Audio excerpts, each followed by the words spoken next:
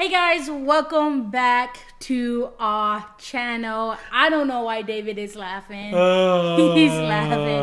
Welcome back. I'm Sandra. You got it right this time. I did get it right this time. I intentionally was like, you are not David, you're Sandra, so say Sandra. This is David. Yes. And we are the Rashes. So thank you for joining our channel. Like, comment, subscribe, all of the things.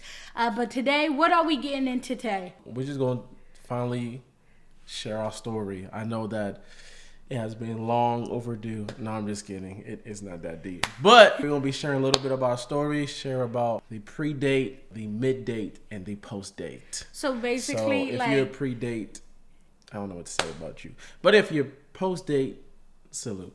You know what I was thinking about? Like, okay, you see like all of these couples on like YouTube, and they're like, oh, how God has written our love story, blah blah blah. But I'm gonna be honest, if God didn't do it, it wouldn't have got done. And so yes, God, I believe, did have a hand in our little love story. And so we're just gonna discuss, you know, how that happened. And like I said in the previous video, there was a lot of ups and downs and turns and spins and all of the things. But like there's something that we always said while we were dating and engaged. And I feel like even now it's like faithful he has been and faithful he's going to continue to be, like, to us. And so David Rosh, how did we meet? When did we meet? How did we meet? Let the people of God know.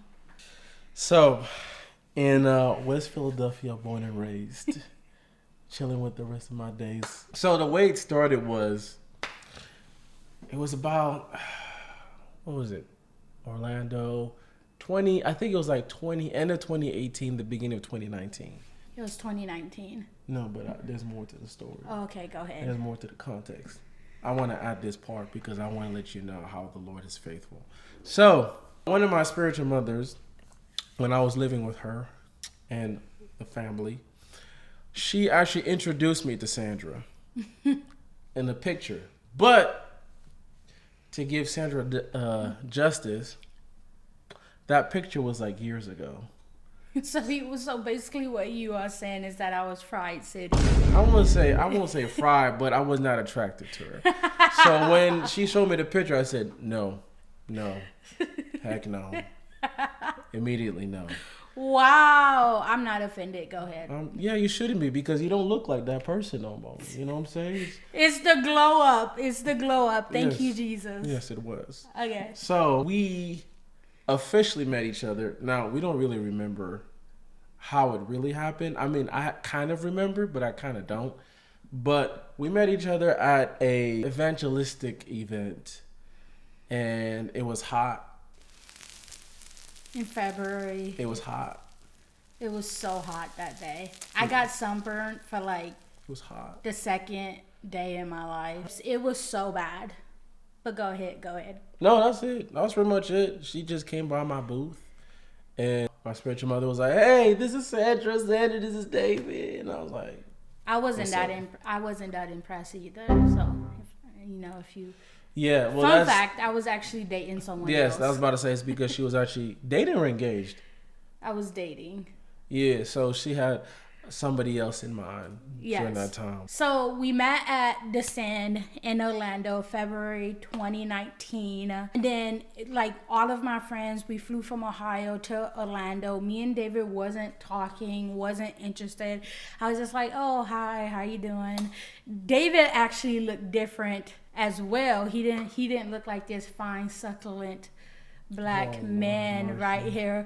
You know what I'm saying? I'll show you a picture. Oh, somebody! Oh, he needs some milk. I actually, get engaged to someone else, and David was not on my radar. And then, long story short, broke up with that person. And so, Aprilli, who David knows as well, that's the spiritual mother I was talking about. Yes.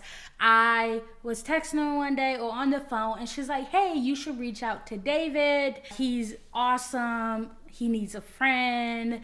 He's going through some things, all the things. And I told her, I was like, I am not reaching out to a man. Like, I'm not doing it.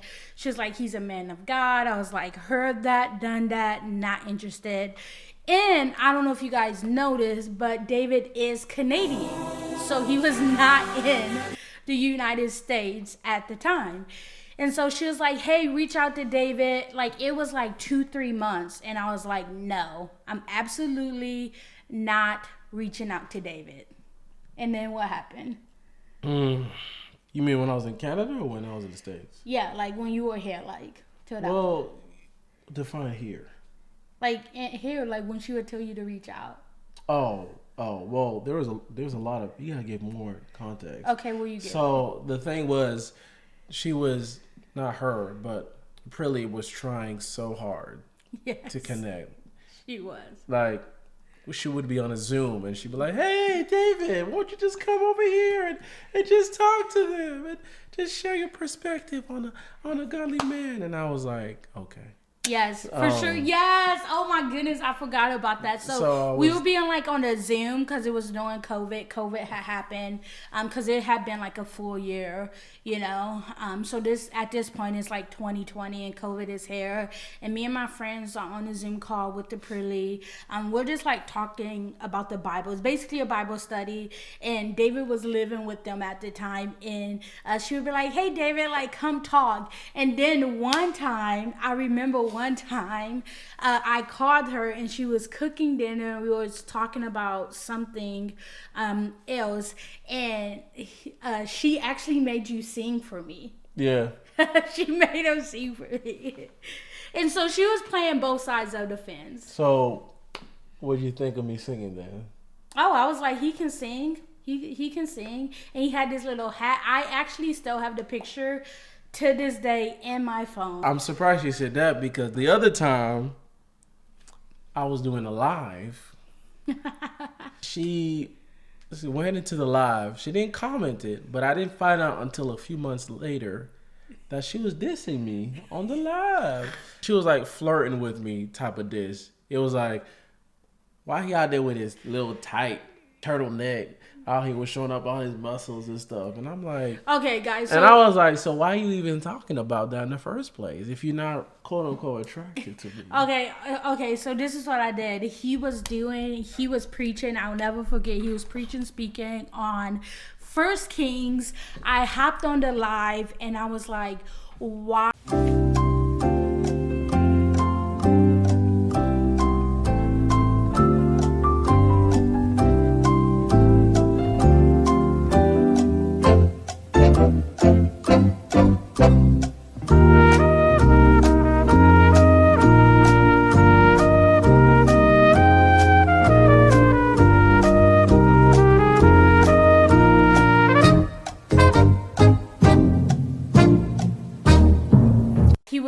This super tight tank top. He was wearing this super tight, not tank top, turtleneck.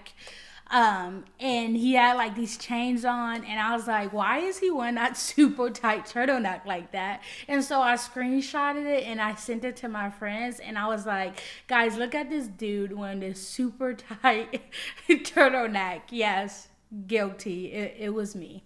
It was me. And so we would talk to Prilly. I would talk to Prilly. She'd be like, what about David? Prilly would talk to him supposedly and be like, what about Sandra? And I was like, no stinking way. And then a fateful day. You want to talk about that fateful day? So we texted each other. I did not text you. That's right. I'm going to show you a screenshot. She left me on red for 3 days. Not 3 days. Just a couple hours. It's 3 days. It felt like 3 days. What did it say? You have the text. You look at the text. I don't think that I have the text, but I remember it by heart. Yeah. So I was just being polite. Said, "Hey, what's up? How you doing?" Why were you being polite? Because she said you needed a friend, someone to talk to, and we obviously know she was trying to hook each other up. We knew that, but we were still gonna do it anyways. Cause you know why? I'm a nice person. Okay, I was a nice person, unlike some people. I texted you. I literally texted you back. Yeah, like hours. And she did that constantly, hours at a time. It's a good thing I didn't have that feeling of attraction then. Because if I did, I would have been hurt. I'd be like, yo, what's going on? Like, what's happening? This is a rule of thumb to all the women out there. Just because you answer somebody's text does not mean that you're thirsty, okay? Yeah, I didn't want to seem thirsty. No, it's not you. That's the woman, though. No, it's not true. If you just simply said hello back, 10 minutes. 10 minutes would have been fine. 10 minutes. If you want to do it, just do it. You don't have to wait until the sun sets when we send a text on the sunrise. That don't make no sense. So this is a little tidbit for y'all. You're not thirsty if you reply within the next few minutes. Okay. But anyway. Awesome. Yeah, so then we just texted back and forth. I would kind of leave him on red because the thing that threw me off is that, like, people was like, oh, he's a man of God. He's a man of God. I'm going to be honest. That meant absolutely nothing to me at this point in my life. Of course, I wanted a man of God. But, I was just like, oh, heard that before. That meant nothing. And so we were texting for a couple months. And then in October, I'll never forget. October. You're skipping so many good parts. What good part did I skip? So this is how much she was trying to dog me. When we were first talking to each other, we actually set up a FaceTime. Oh, yeah. Let me tell y'all how so much I had to work through just to have a friendship. Just to have a common ground, okay? I didn't want no friendship. I was looking to get married, and all of the singles say amen. So, it's not actually the first FaceTime. It's the second FaceTime. I come back home from my little vocal lessons. You know what I'm saying? I'm out here, taking care of my voice, and I get back, and we're on the FaceTime talking to each other, and I tell her about my little dilemma about I want to get married, but I want to get married to an American because I feel called to America. And then she comes up, and she's like, so you trying to get somebody for a green card? I was like, I mean, sure, but that's not the main thing. Like, the whole, what you trying to do? I'm like, dang. I did ask him that the second time we talked. It was like, dang. I just wanted to know. I just wanted to know if that was at the front of his mind. She just thought I was just trying to get a green card. That was the whole point. Yes, I did. But he didn't run. He answered the question. He was shocked. He tried to act all cool, but he was shocked that I asked that. I was chill the whole time. Yeah, right. It was. So it was October, right? And I'll never forget, David's language began to change. And so he can speak on his part. But October, and I'm like, okay, his language is changing. When you're just texting someone as friends, but then the language changed. It was that scenario. And I'm like, okay, I am noticing that this language is changing. People are asking me, they're like, hey, do you like David? I'm like, no, I don't. I was lying a little bit. And then November came. And I was like, okay, I went to go visit my sister in Arizona. Shout out to the desert. And she asked me if I like David. And I was like, no, I don't. Why would you ask me that? And I was so annoyed. And I was like, wait. Yeah, I do. He's actually super nice, super kind, and funny. And she was like, well, why are you being weird? Are you guys gonna date, or what's happening? And I'm like, I don't know. I know that I like him, but I don't know what's gonna happen. We'll see. And so we ended up going back to my sister's house, and I just straight up asked them, I'm like, hey, there's obviously something here. What the heck is? What is this? What the heck is this? What are we doing? Because I'm not about to be playing games. I want to be married, all the things, right? And then he texts back and he's like, yeah, this is obviously something. And I'm going to be coming to America in a couple weeks and would love to take you out. Oh, okay, so I'm not crazy. This is something. And then that was my first, not my first, but probably the possibility of being with David became real. at that point. After friend zoning me like 5 billion times. Yeah, well, you didn't have feelings for me, so you talk about when it switched for you. So what happened was, during that time frame, there was a genuine attraction going on. Part of it was because we would FaceTime each other, and then what she would do is she would like send me like pictures of like, oh, I'm about to go out, and then like, what do you think of this outfit? And then I was like, oh, okay. You know, something me was like, all right. She look good. You know, in the most holiest way. You know what I'm saying? Definitely. So I was like, okay. And then we just laughed at each other's jokes, and I thought she looked amazing. I thought she looked wonderful. She talked wonderful. She had a wonderful heart, a wonderful spirit, you know. Oh my Everything goodness. about her was just wonderful. But I was in denial at first.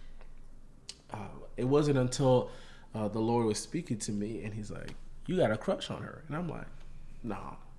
No, he said, you like her? I'm like, no. He's like, yeah, you like her. I was like, nah, like kind of like you playing around. But he's like, no, you actually like her. And I'm like,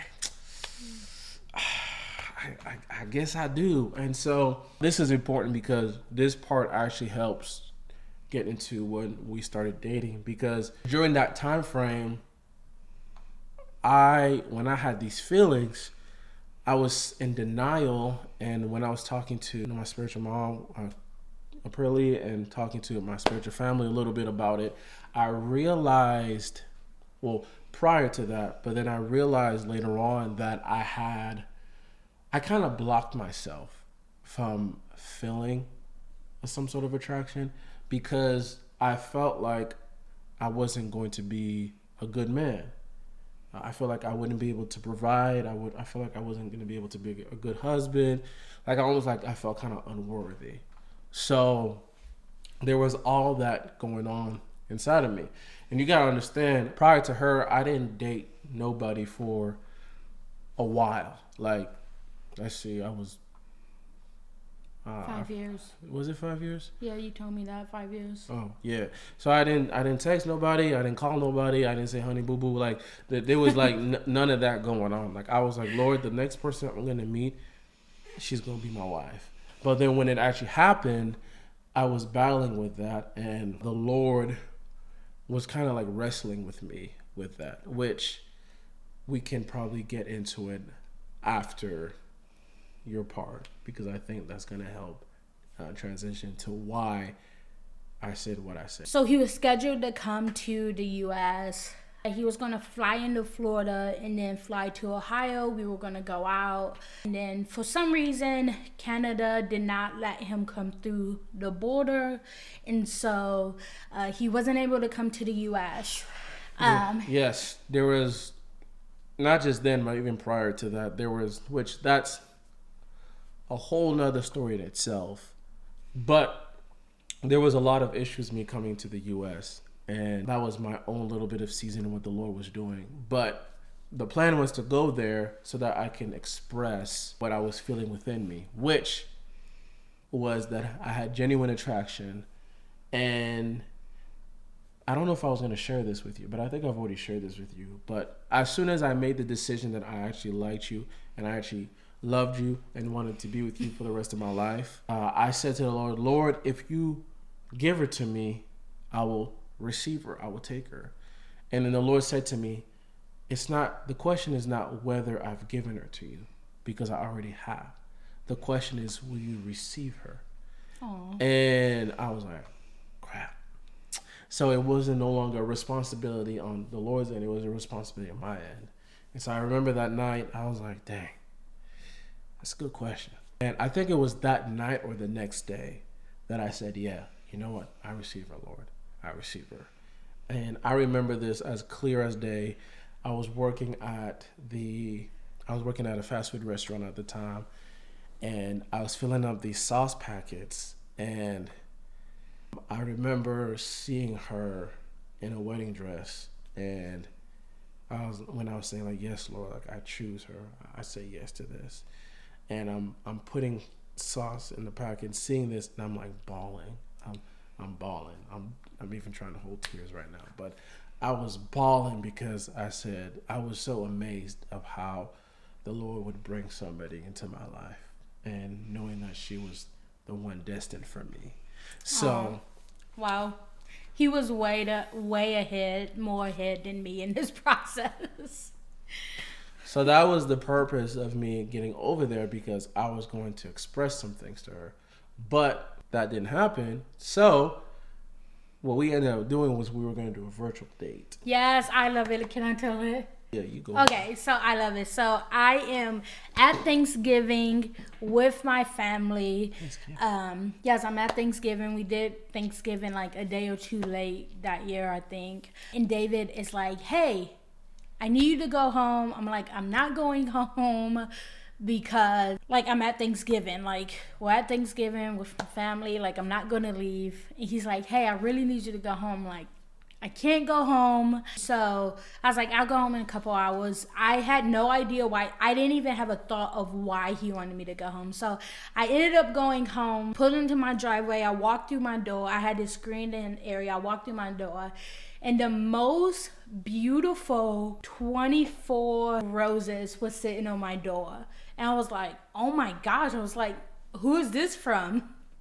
And I picked them up. I go inside of my house. I have like tears in my eyes.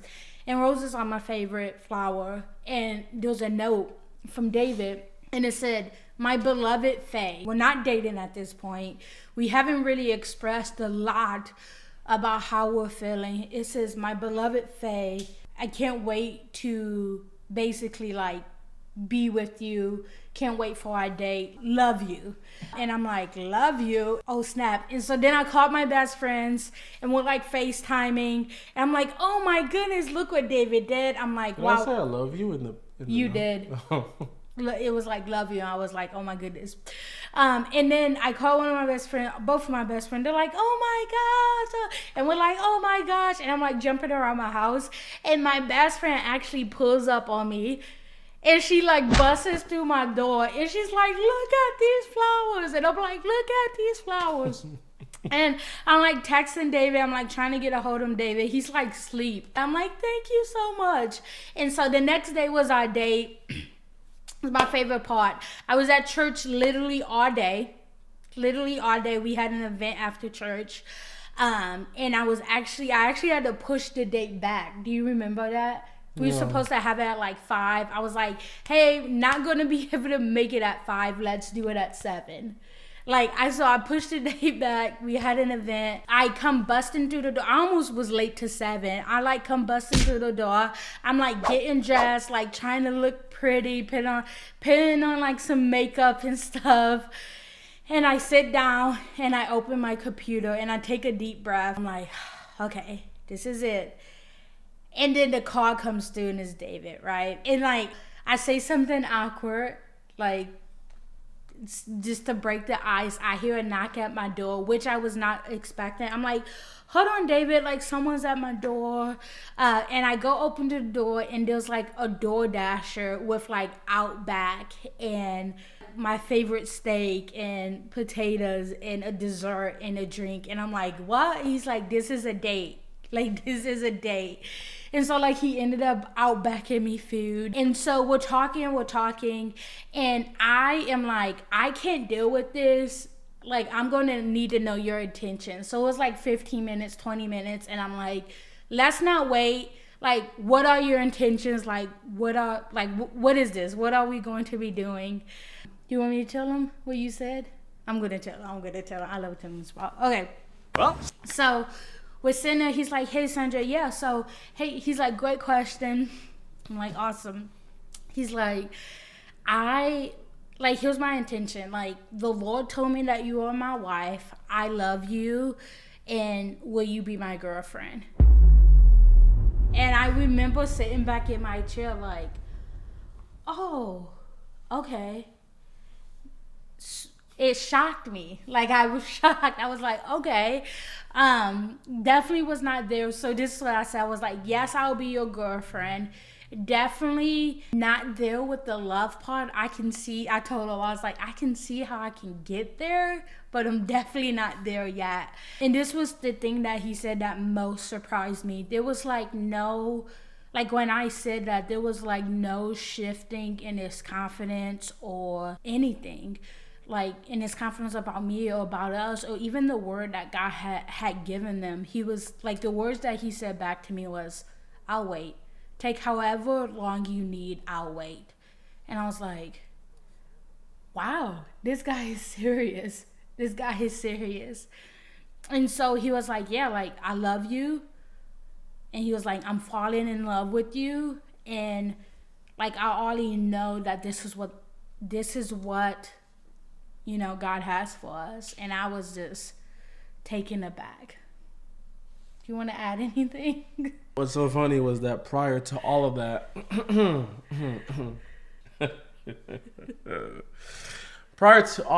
you know, since I wasn't able to be there up front, I was telling, you know, some of my close friends and spiritual family, I'll say, hey, I'm about to do our first date, and I'm going to talk to her a little bit about what my intentions are. And they said, okay, that's great. Just don't say that the Lord told you that she's your wife and that you love her. And I was like, great. I'm not going to do that. Lo and behold, on that date, it just blurted out. Yes, you said that. I was like, I'm going to just do it, because I just knew that she was the one. I was like, why waste my time? You know, why bother playing games? You know, but I definitely wouldn't recommend doing that. But yeah, I would not recommend it either. But, you know, I just knew. I mean, I already knew. So it was that simple for me. So like he said those things, and so I was like, yes, I'll be your girlfriend. But the thing that always forever will stick out to me was the fact that there was no added pressure. Like, I didn't have a pressure for him to like him or to love him or to fall in love. Or he wasn't like, hey, like, we've been talking for months. What do you mean you don't like me? What do you mean you have reservations? It was just like, even after our first date, he was just so confident in his position of what the Lord had spoken to him, and it was no going back and forth. And that was so like attractive to me, because I had been in relationships before that it was like, hey, one day I like you, the next day I don't like you, one day I'm in love with you and I want to marry you, the next day I'm not really sure if this is what God is saying. And so for me to almost not reject you, but like not fully accept the things that, you know, you were saying, and for you to still be confident, like that did something to my heart. So it didn't take long though. Like, it wasn't like 6 months, 3 years. It was like 3 weeks, right? And so